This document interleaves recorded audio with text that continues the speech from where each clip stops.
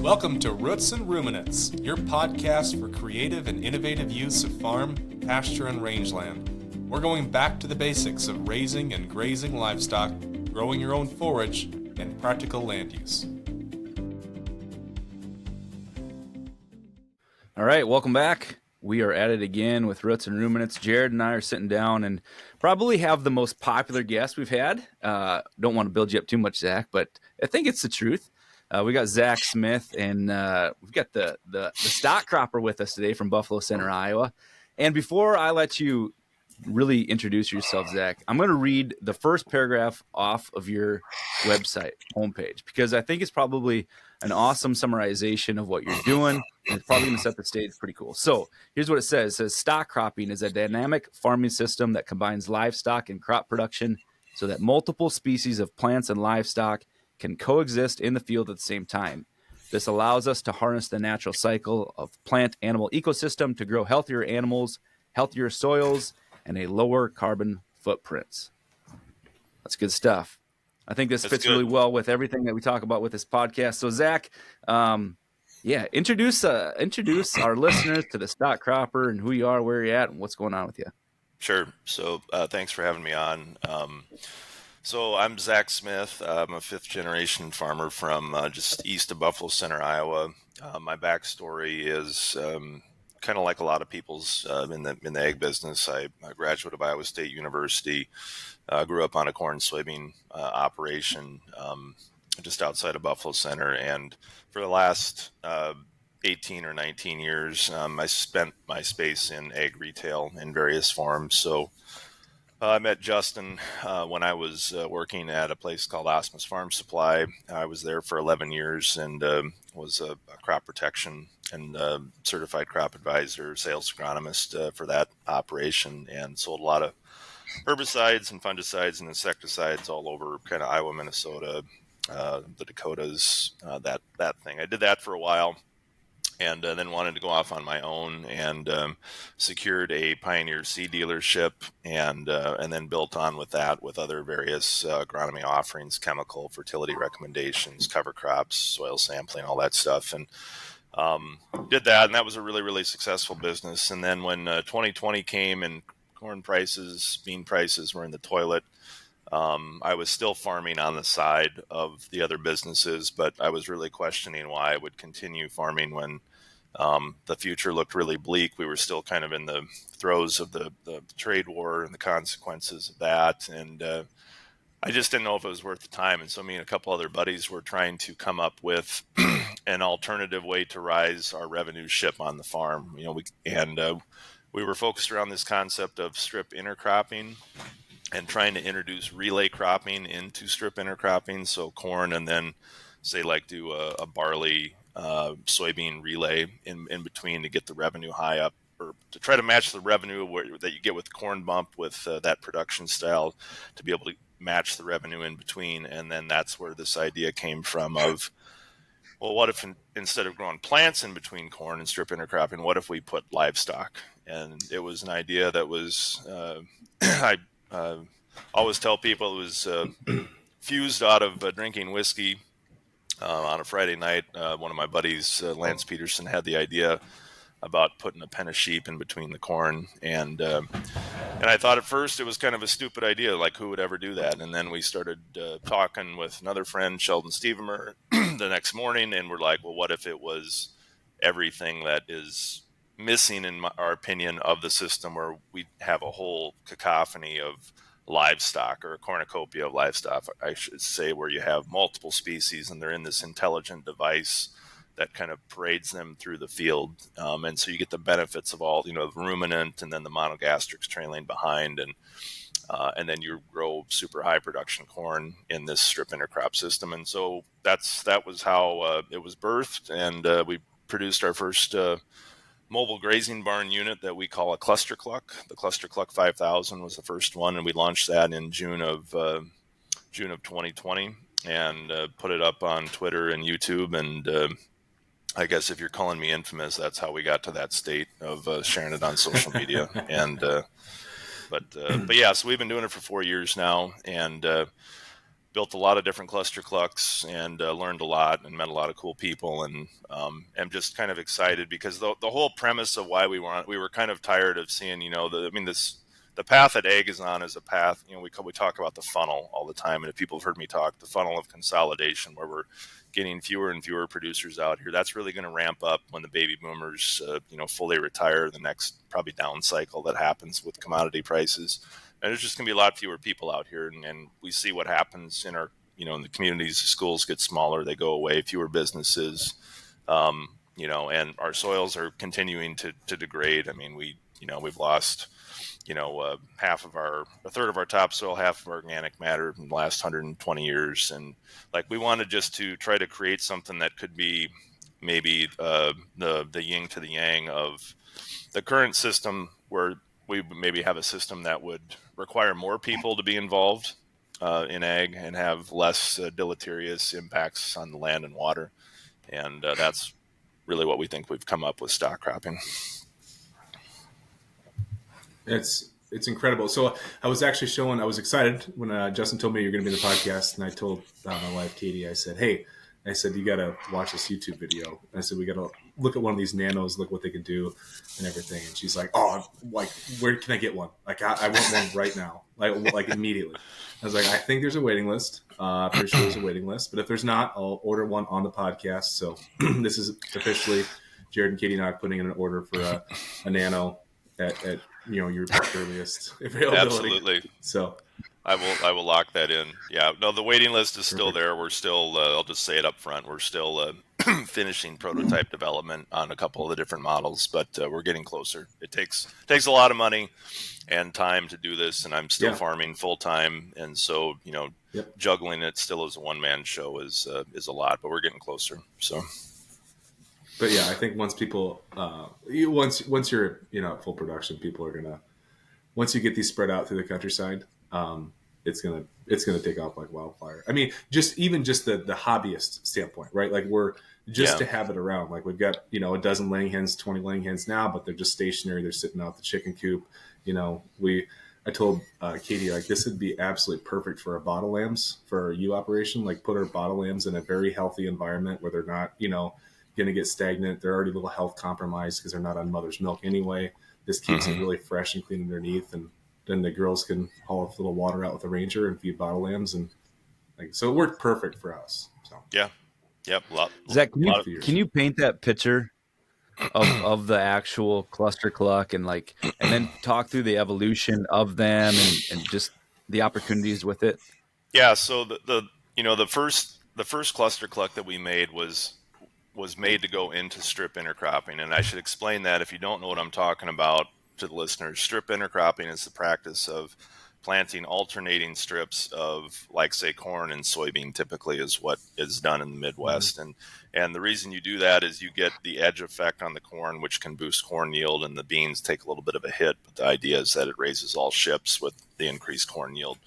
And so what we wanted to do was make a barn that would go through a 20-foot lane. So our first barn was, I think, 18 feet wide.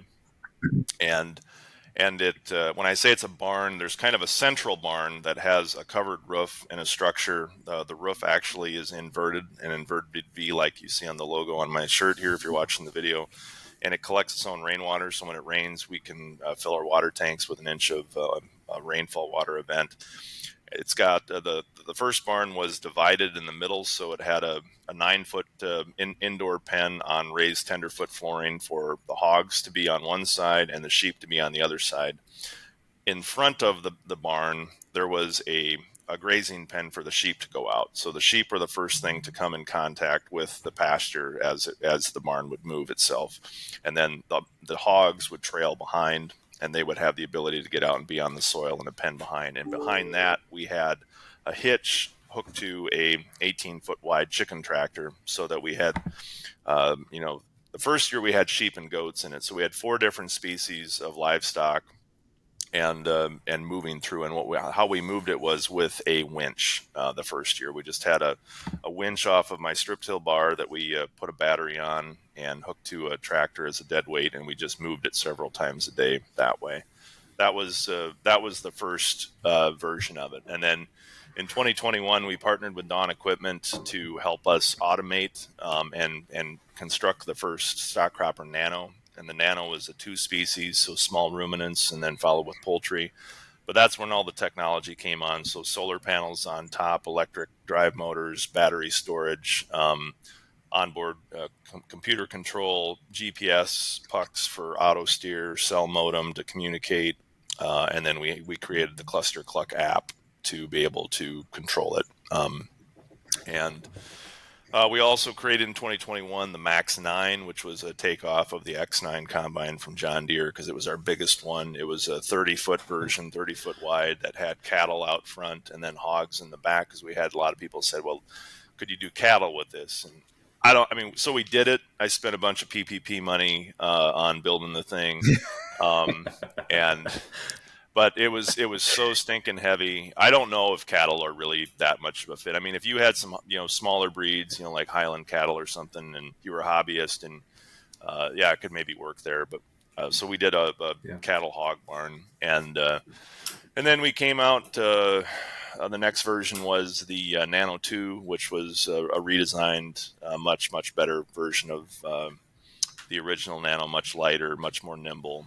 And then this last year, I worked on developing what you were talking about. I think one of our biggest chances wouldn't necessarily be within the stock cropping system, but a solar powered battery operated backyard chicken Roomba. So specifically just for, like hen laying production, or people wanted to grow their own broilers, what I call kind of the protein sovereignty market of what I think our business will be for people that just want to grow their own protein and probably process it themselves because the processing piece is really limited. But numbers that people could handle on their own, or maybe it's a version of that you could put just a couple pigs in instead of trying to feed the world. A product line set up on just feeding your family. So that's kind of the spectrum of the Cluster Clucks as up to today. So I might have confused those models a little bit. So thinking the mid-sized one, so the sheep out front, and then the laying hens in back is kind of. And Justin and I were talking a little bit. I was chatting with him a few days ago. I was thinking, I was like, even our perennial field borders, like our grass alfalfa mixed field borders. I mean, we got a 1/4 mile long driveway with hay ground on both sides of it. Instead of mowing that first 6-foot pass on the drive, I could just run that thing up and down the driveway. Drive by it 5-6 times a day and check on stuff, and that's just do that instead of mowing. One of the things that we talked about a lot as farmers that came up with this was like, your headland production sucks so much usually, from traffic and compaction and running stuff down, instead of, growing 150, 80 bushel corn on the headlands, do a system like this. And I mean, the dollars per acre exponentially better in a situation like this. So, yeah. So let me back up a little bit, and you kind of touched on this a little bit, but I saw your posted some pictures over the weekend. You butchered hogs over the weekend. Is that right, Zach? Yeah. I've been for the last, I think it's 12 or 13 years. Every year we grow our own, and now we just pull them out of the stock cropper barn.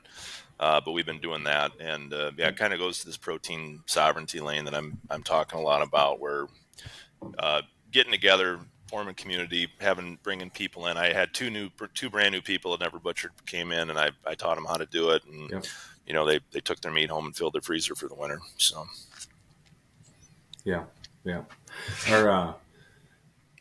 think it's incredibly empowering. Are you have you read Wendell Berry much? Have you read Unsettling of America, Zach? Yeah, some. Yeah.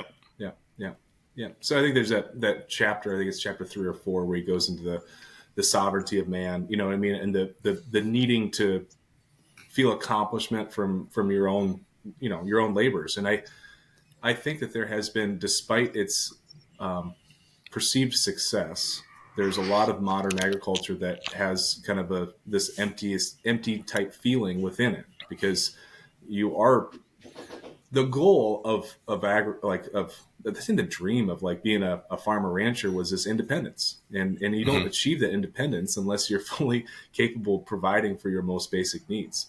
So regardless of your wealth and the extent and how much you can borrow with your operating note or how much land you own, if you're still dependent on others for basic needs like food, you haven't achieved that level of independence yet. I mean, you're chasing it in the wrong direction almost. Yeah, and I think in this business, I think there's a lot of people that if, the EMP happened and the lights went out, that a lot of farmers that couldn't figure out how to feed themselves because we're just as dependent on going to the grocery store. 70, 80 years ago, that wasn't the case because we had a culture around, farms would still get together, neighborhoods, and butcher and, grow their own stuff. And that's just not the reality of life in 2023. And so that's where I really think, and, especially after COVID, like our timing with COVID coming up with this idea was really good. Some of that interest has waned as far as like, that stuff a little bit, but it's still definitely there. And there's a lot of people, that want to get out of the cities and come and have a simpler life and like get their kids off devices and do real things. And that's one of the things I see, like for, people that have an acreage, and are interested, in going down that path. I want to, I see ourselves, creating the devices and then also giving the follow-up support to help them, be protein sovereign and get through that experience with, us, kind of guiding them along. So. Great. Yeah, that's such a hard concept to get your mind wrapped around with the advancements of technology and the advancements of civilizations, to hold on to the simple things that ground you and to minimize the things that, take hold of you and get rid of your freedom, but still move forward with technology. Right. So yeah. I don't know. It makes me think of like your advancements of the cluster cluck, right? You have autonomous machines that you can control with a device. Yet they're still getting rid of, Grounded. some of the, you talk about the protein sovereignty and stuff like that. I mean, it's getting you grounded to the land and getting you involved in agriculture. Yet you're still holding on, or at least you're moving forward with some technologies. Well, that's the thing. Like, what's the crappy part about having livestock, right? I mean, we had a farrow to finish operation when I was a kid, and like you were just married to it all the time. You couldn't. It was hard to go on vacation. You had to get somebody lined up to come take care of your stuff, and especially now, like I think neighborhoods are more disconnected, way more than what they were when I was a kid. And even in town, a lot of people don't know their neighbors. They don't talk to them because you don't have that codependence. So like one of the things when we're devising these things for people is like, if you've never had livestock and you want to go to the lake on the weekend, or go to the campground or whatever, like you have to have a way to manage that. And so that's why we're setting these devices up to catch their own rainwater, be able to be loaded up with feed and water and exist and move themselves autonomously, for 2 or 3 days at a time without having to be checked. And I think that you have to meet people where they are.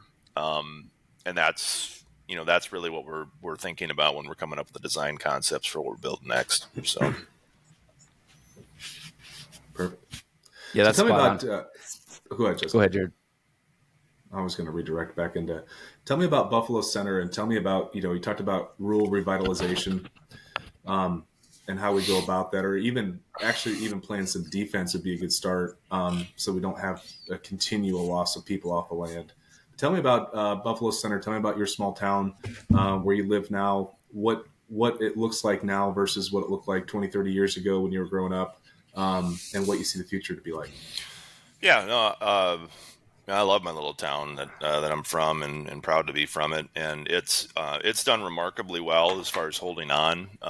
We've had a couple new businesses that have come into Main Street over the last 20 years that have helped stabilize, I think, what have happened. They weren't agricultural businesses. They were other types of business that came in, but really made a difference in helping retain some good quality young people. But the reality is when I was a kid, I think 45% of my class, or 50% of my class, came from a working farm operation, not like a hobbyist thing, but like they made their money and typically, a one income household.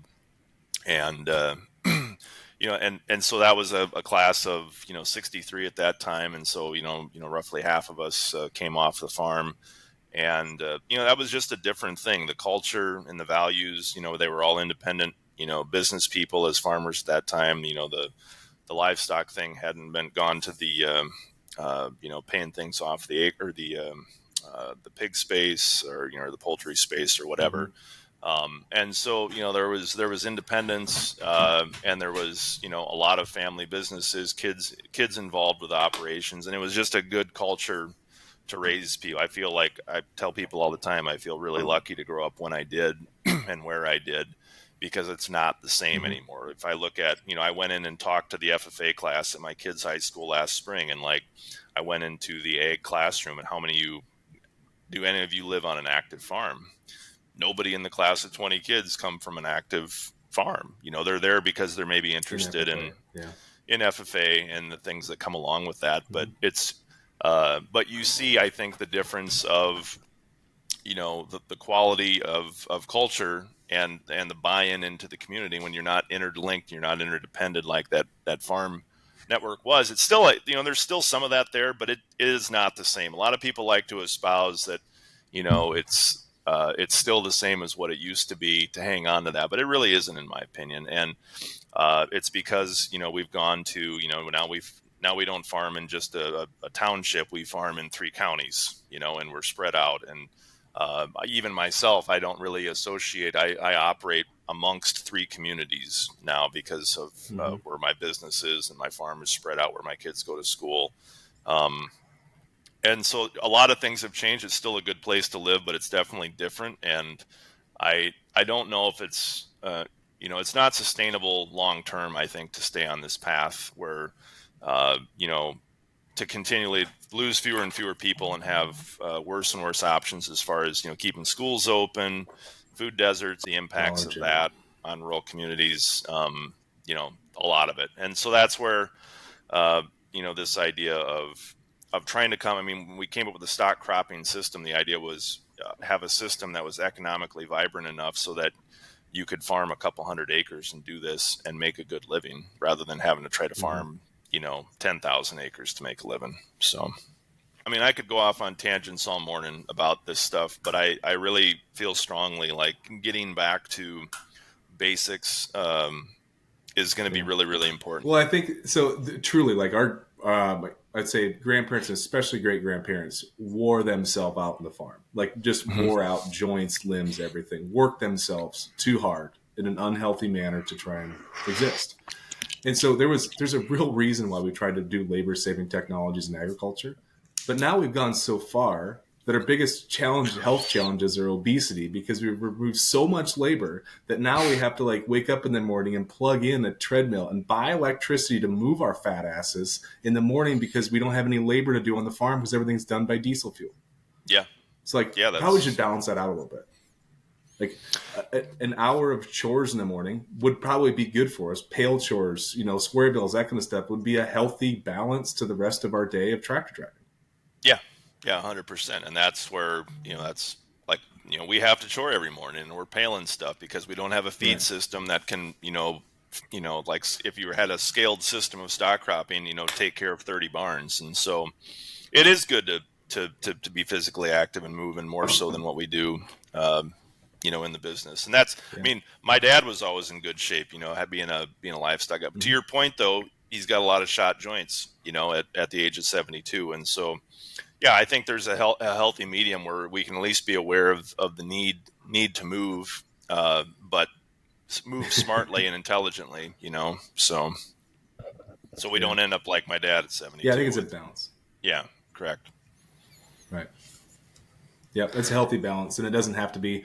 Again, this can be, what you're talking about. System can be a tool to try and make a go of it in a direct market, value added, high end market of marketing protein, a couple hundred acres, or it could just be, keep your 10,000 acre farm, just create some balance in life, teach your kids some things, get more connected, and do some experimenting on your own, that you can look at doing things on a scalable level. It doesn't have to be like I said, anybody from a backyard to, a sizable farm that's just looking for hey, maybe I should try and raise some of my own food here, so I'm not completely dependent on the grocery store the next time the, next generation COVID hits and everything stops again. Right. Yep. 100%. I agree. I think that the greatest social experiment of all time was the U.S. Homestead Act. I think it has really never been fully replicated anywhere in the globe in its overall distribution of of a singular asset into multiple parcels, pretty evenly throughout. And then Mm-hmm. I see pretty good risk that in the next generation that areas will move back into a feudal system where there's a few land barons that control almost everything. And then there's, communities of trailer houses and low income housing where people that have no chance of changing their, not saying no chance, very little chance of being in a landowning class ever again, live in. And there's Mm-hmm. some communities west of us I could point to, I'd say kind of already there. Yeah, I And was going I to say, don't like, think it's a great social fabric. Yeah. you're not. I don't think we're far from that now. I mean, I look I'm 44 years old, and been watching land auctions over the last couple months or last year, and like you don't see 44-year-olds buying land. It's this 60 to 70-year-old that's you know family already owns a couple thousand acres. They got this equity ball, and how do you compete against that when you got to go to the bank? And that's the other thing. I mean, that's a different Mm-hmm. dynamic than there was 20 or 30 years ago, because there were a lot of guys that were my dad's age buying land, in the late 80s, early to middle 90s. I mean, a lot of, Yeah. and you just don't see it anymore because the concentration is getting, we're just a few families, own a township, essentially, because, and they just kind of go back and forth, and everyone else is squeezed out. And, you can't begrudge them for that. They've been successful, and that's the way the game is set up. But I think you're 100% right that, and that's really the conundrum now, is like try to find the labor, to keep fueling these farms if there's just going to be in the hands of a few. And that's going to be autonomy is going to try to fix that. But I think that's going to be a tough sled here for the next, there's a lot of things that go wrong that the human factor helps solve. And so we'll see what happens there. But Yeah, I agree. The autonomy is going to work fine until there's unforeseen ravines and wet holes and trees that fall. I mean, there's just all kinds of things that can happen in a field. And the equipment's so expensive that you screw up $1 million piece of equipment to the tune of a couple $100,000, and you just paid, a couple people's full-time wages for years in right, one bad wreck. So right. it actually would have to be significantly better than human operation, which is technically possible, but it's not going to be that way right out of the gate. Right.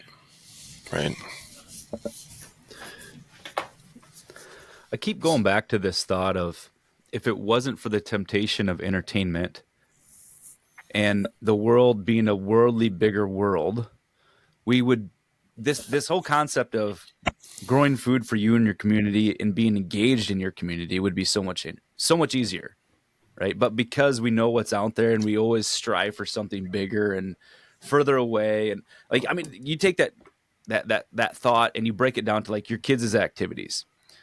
Like when you were in high school, you played the communities and the towns that were closest to you. Well, now it's not possible. So you're going further and further away. So now in order for your kids to be in activities, you have to be able to travel, which takes money and food out and hotels out, because you can't even compete against the communities that are closest to you. So you're going further and further away, right? And that is an entertainment temptation. Vacations, like you mentioned, going to the lake, all these other things that we know are out there that we think we have to be a part of. If it wasn't for those things, and we could be engaged by our neighbors and take care of the things that we were doing at home with growing our food and taking care of things, man, how much simpler would that be?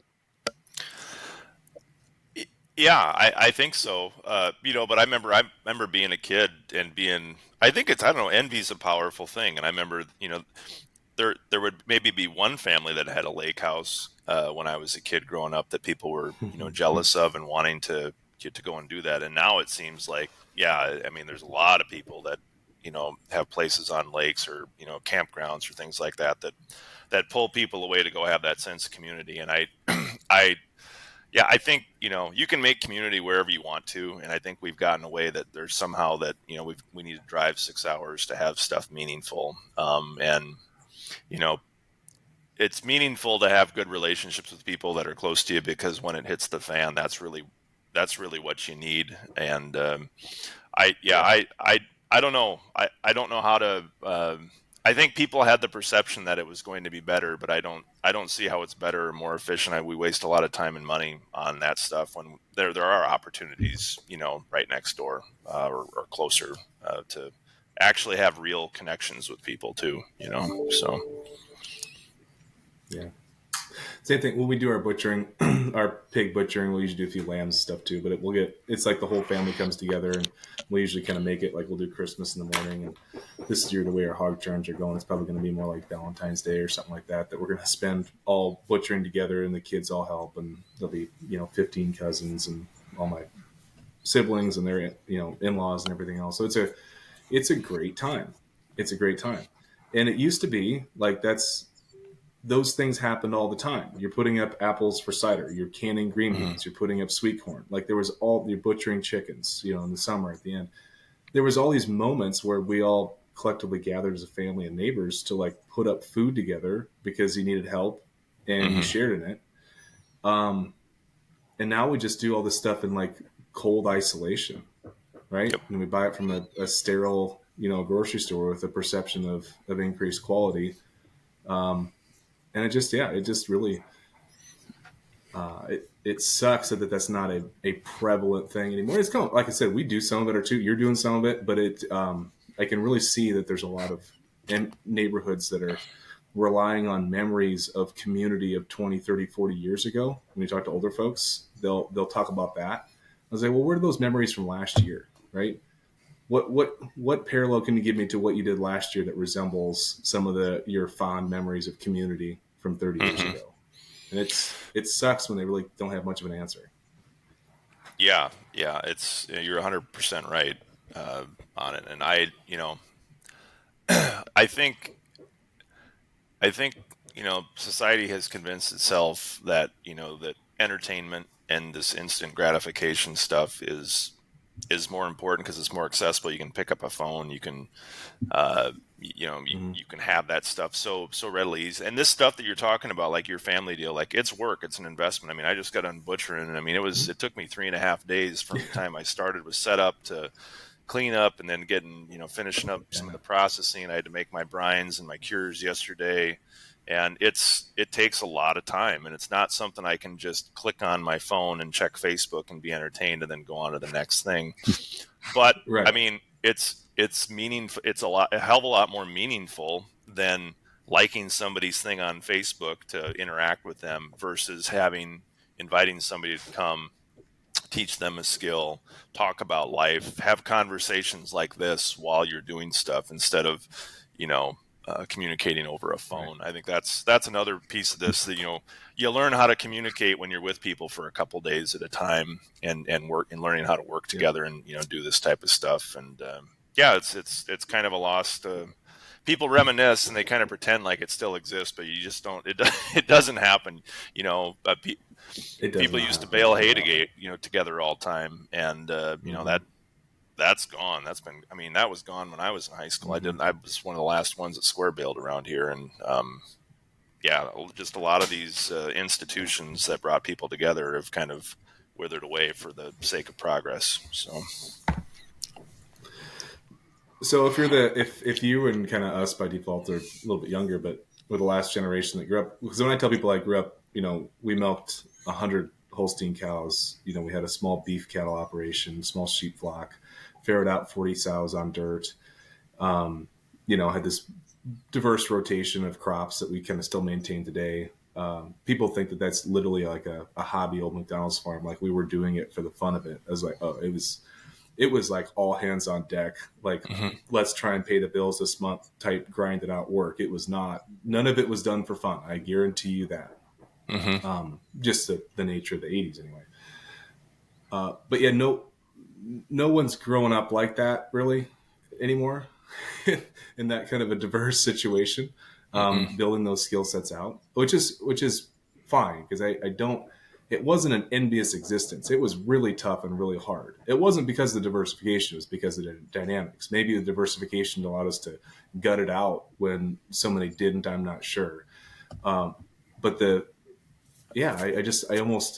don't feel bad because it wasn't an enjoyable experience from a financial standpoint. It was super stressful. At the same time, like, I guess I feel bad the idea that there's not kids that know how to put on a set of milkers and, take care of, a cow that has milk fever, as well as, how to, pull baby piglets out of a sow and give them iron and clip eye teeth and all this kind of skill sets. Like I wish there was, so we're trying to, we're not that diverse anymore, but we're trying the best we can to make sure that the kids have kind of a diverse outlook on livestock species and different crop types, so that they don't come up with a, very monolithic view of what agriculture is and what skill sets they should have.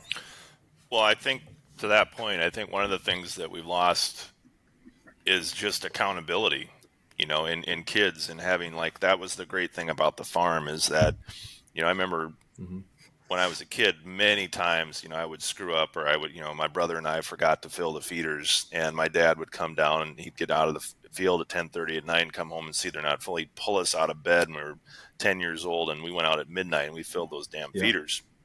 And you learn the lesson that you put a priority on the things that are important, and then your ass is in a sling when it doesn't happen.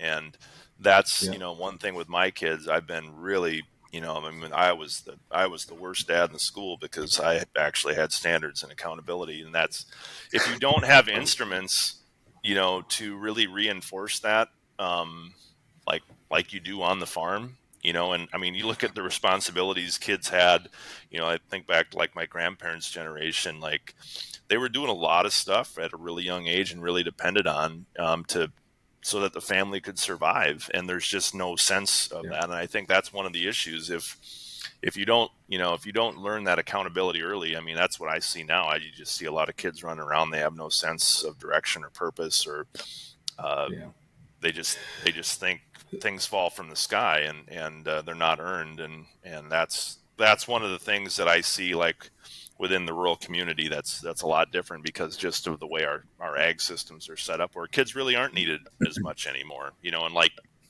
you maybe don't want to put a 8-year-old in a $1 million tractor or something like that, like I did. I mean, I started when I was 8. Though. You get it. Yeah.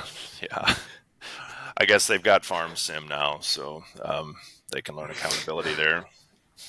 Yeah, but when you see those things, those accomplishments that are earned with your kids, the self-confidence that they gain, I mean, that's the best thing in the world. So it is. I mean, you always have to go through some sort of struggle to feel something really good in life. Yeah. And that's exactly what you're teaching your kids.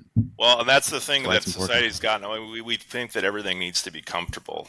Things should, but nothing good comes from being comfortable all the time. Like, you've got to go through that hurt and that pain to get anything good. And it's just, I don't know. I think it's not just ag. I think society as a whole, tries to protect everything. And it's just for the birds. It's why we're ending up where we're at right now. Anyway.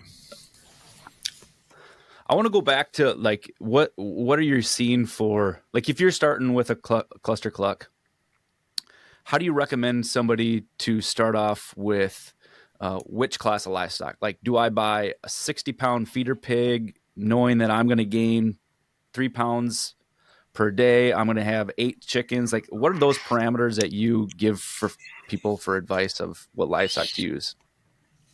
Well, I think if you've never been around it, it's probably best to start off with something easy, and that would be, like a single species like poultry.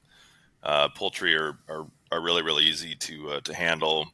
They're not going to, hogs can be more destructive. They're tougher to handle. They can get out. But I would start with poultry, either layers or broilers. Layers are really, really simple. You get the eggs out of it. It gives your kids something to be able to participate with. If they get out or you have a problem, it's not going to be the end of the world in that type of a situation. But from a stocking rate, it's like, well, what do you think you're going to consume? So I've got 12 layers that give us, roughly 10 to 11 eggs a day usually. And we've got a family of 4 and we eat a lot of eggs. And so we try to match the animals to what we consume. If like we grow a pig and a half a year, that's what we consume through our freezers. So we just kind of match, match the cluster cluck or what you want to, you need for a device size to what you think you're going to do. If you're going to make it a community deal and you want to, bring a bunch of people together, then maybe a bigger barn, like our original cluster cluck 5,000, we've got 10 hogs. It's set up for 10 hogs in that type of a setup. So, match it to your needs for what you want to consume or what you want to consume with your neighbors, or your community. So. Yeah. Do you send people out? Have you started to try to build a culture or, a group following around this? Is there a newsletter that you get if you're a former customer with, recipes on how to prepare a whole chicken, butchered at home, or, a backyards magazine that goes with it? Or are you heading that direction, or are you just like the same product sales? Yeah, so we're not there, so just to be clear, we're not, we're getting very close to being able to start putting the barns out. But what you just said is exactly what needs to come along with it, because you can't just get this device and have livestock. And then if you have no experience with it, you have to have that backdrop. And so I see that there's going to be a stock cropper starter kit, that, where do you get feed?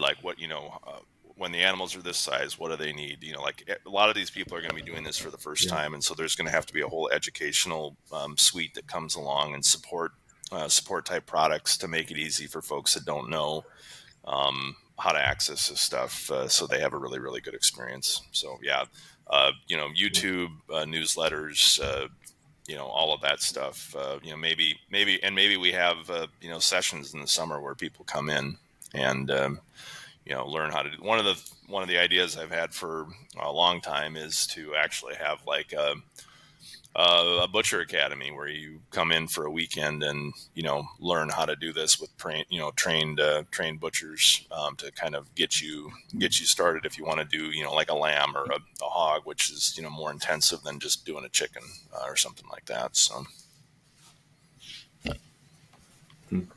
You got to teach them how to. I remember when we were butchering, we do it a little bit different now. We just kind of throw them, but we don't do as many.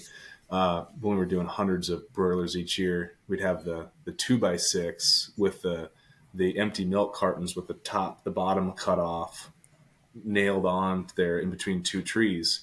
And so then you take the chicken, you put it in there, and you push the head through the spout where the milk comes out on the milk carton. And then you just go along there and just do 12 at a time, just it was really pretty slick. And so now when I see people buying these fancy $40 a piece stainless steel cones that do the same thing that they'll use once a year that are going to get dirty as hell, is oh, this is such an easy homemade deal. And then just burn it when you're done and make another one next year. Wash it. Right. There's lots of little tricks there. Yeah. 100%. Cool. No, that's great. Go ahead, Justin. Well, I was just thinking it's probably time to graze it, harvest it, rent it out, isn't it? Yeah. Okay. Absolutely. So I've wrote a few things down, and I think we got to do this cluster cluck style. So we have to change the rules just a little bit, where you have to use the cluster cluck to graze it, right? Mm-hmm. All right. So you got to do that, but then you can still harvest one. And you can still rent one out if you're I don't want to touch that one. And if you want to harvest it, you can hay it or you can chop it or whatever. Make sense? So again, my options are what? Harvest it, graze it, or rent it out. Yep. Rent it out. Yeah. Okay. Take the money. Got it. Okay. Field number 1, pivot corners or field borders. Okay. Field number 2, a solar farm. Field number 3, since it's almost Christmas, a Christmas tree farm. So you have to graze one, you have to harvest one, and you have to rent it out. So you got solar farm, pivot corners, and a Christmas tree farm.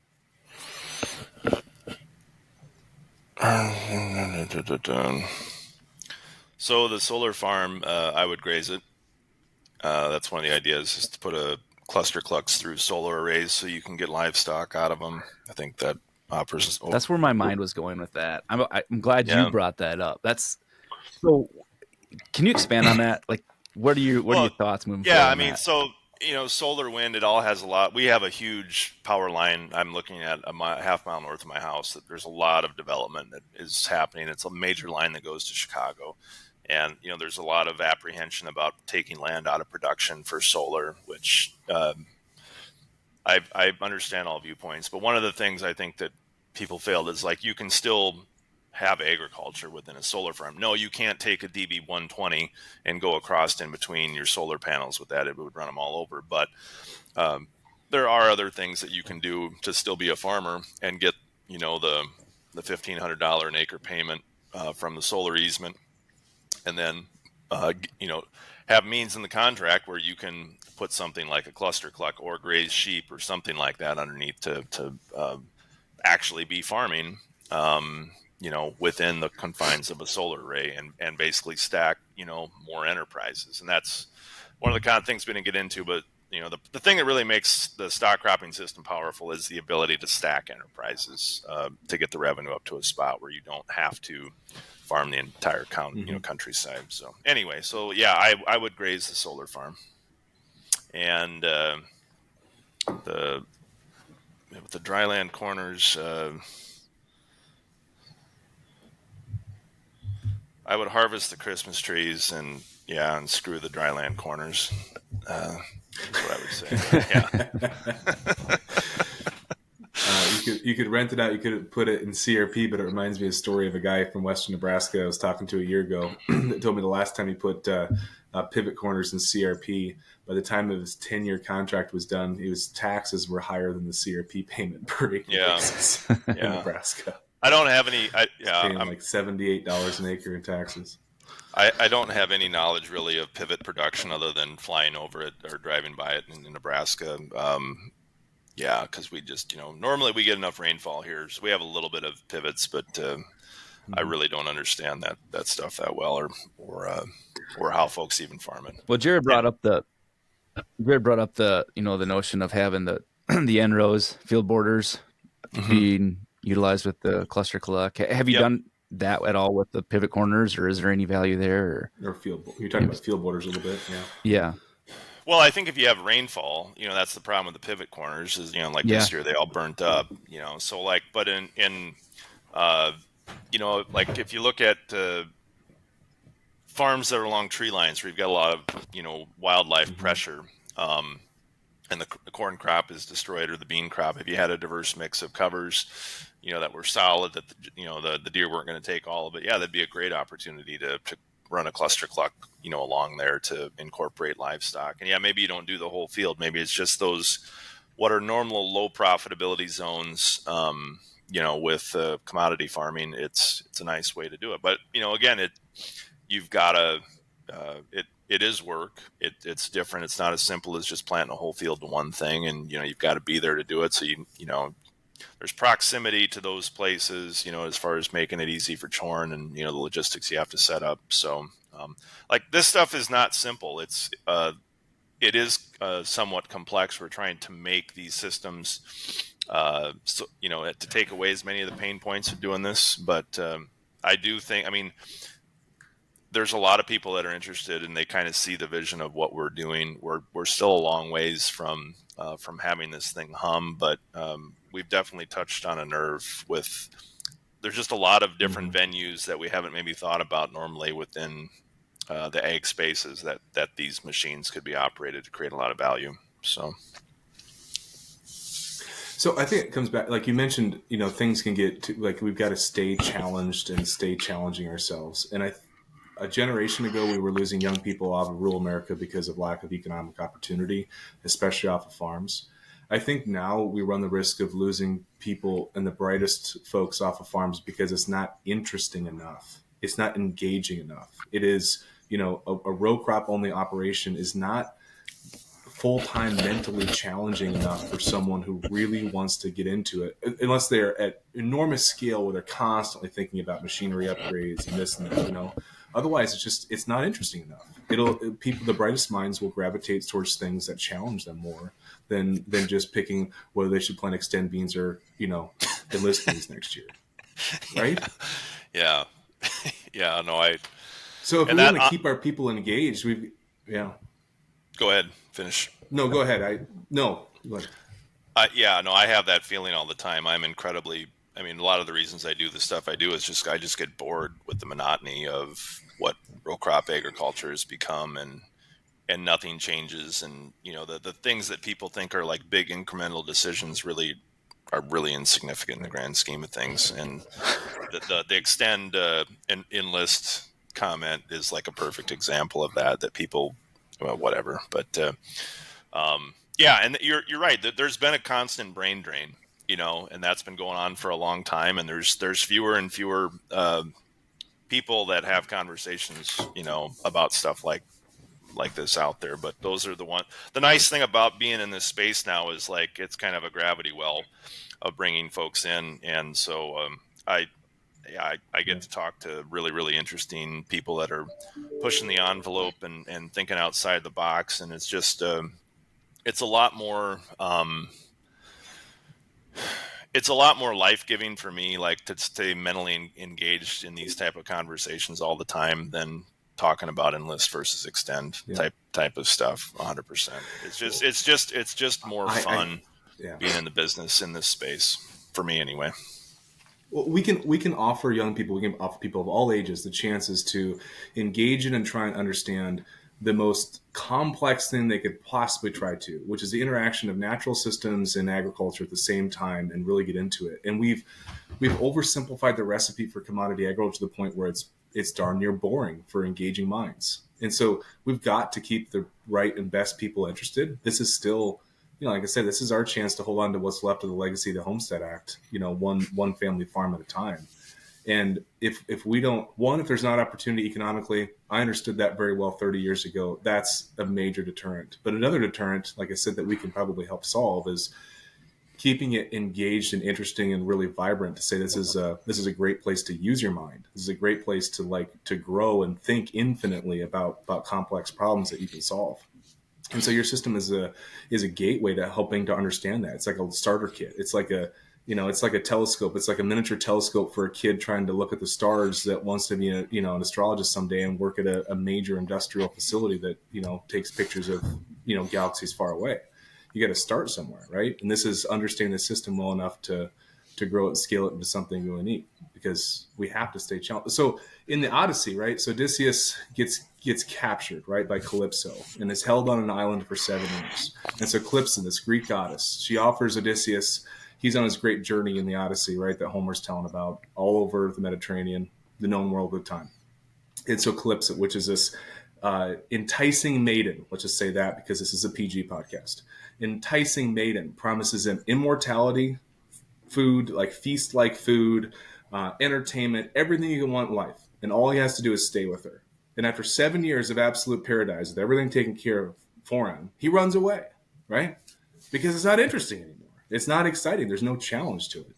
So we just can't put ourselves, there's no situation where for our next generation, we can put themselves into a problem-free pathway that they'll actually find engaging and interesting enough to stay. We've got to be able to challenge them.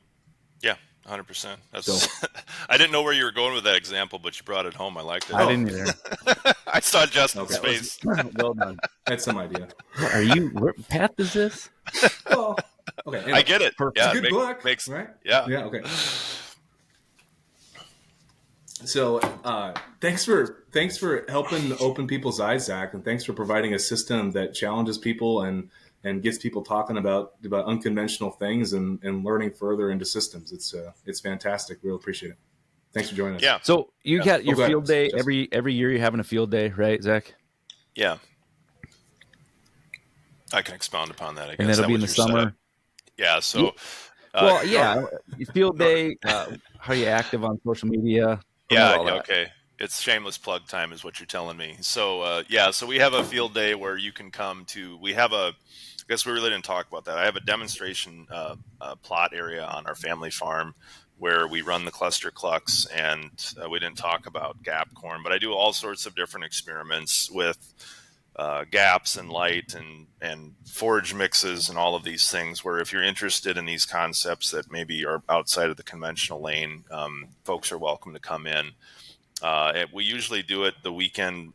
We've been doing it the Saturday before Labor Day weekend. I don't know. I haven't set that date this next year, but if you look that on the calendar, uh, the Saturday before Labor Day weekend is usually, and we do that so people that work, during the week have the option to come and see exactly, these things in real life. And that's a good time of the year to visit because everything is full. You can see the mature or semi-mature grain. The animals are decent size at that point, and it's great because you bring people together that are from all over the country that drive long ways to come and interact with other people that kind of are into this farm weird type content. And so if that date doesn't work and you want to come and see, I'm an open door all the time. Just reach out to me on social media or thestockcropper@gmail.com.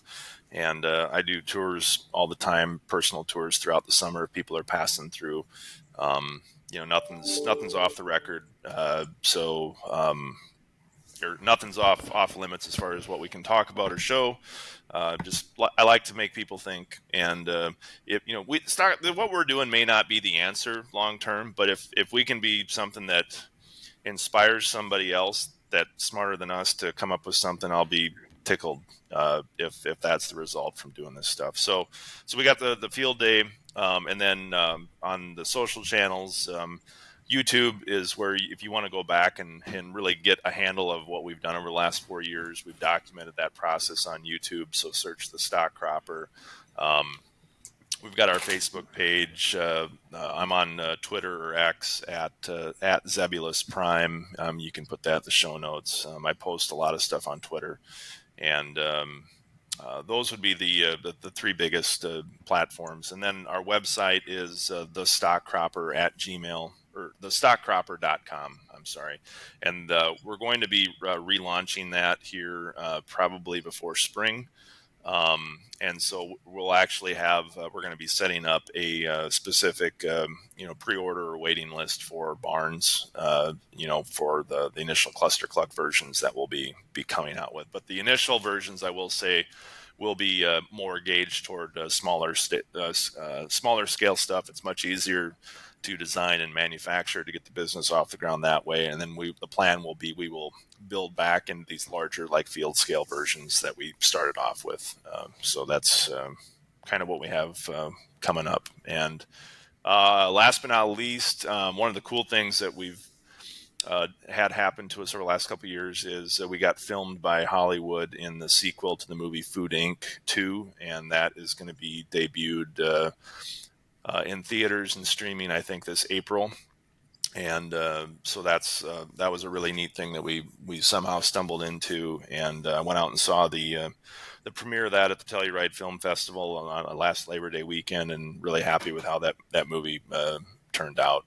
So the Stock Cropper has one of the primary storylines within the course of that movie too. So that's another thing to check out. That is awesome. A lot of stuff going on. Yeah. And definitely, like you said, go to the YouTube channel. If you're visualizing this and you have questions about it, go to the YouTube channel. You'll see them all in action. It's great stuff. So appreciate the time, Zach. As always, to our listeners, thanks for listening. If you have comments, questions, and graze it, harvest it, rent it out scenarios, you got to email them in, rootsandruminants@gmail.com. So appreciate you listening. Take care. Thank you.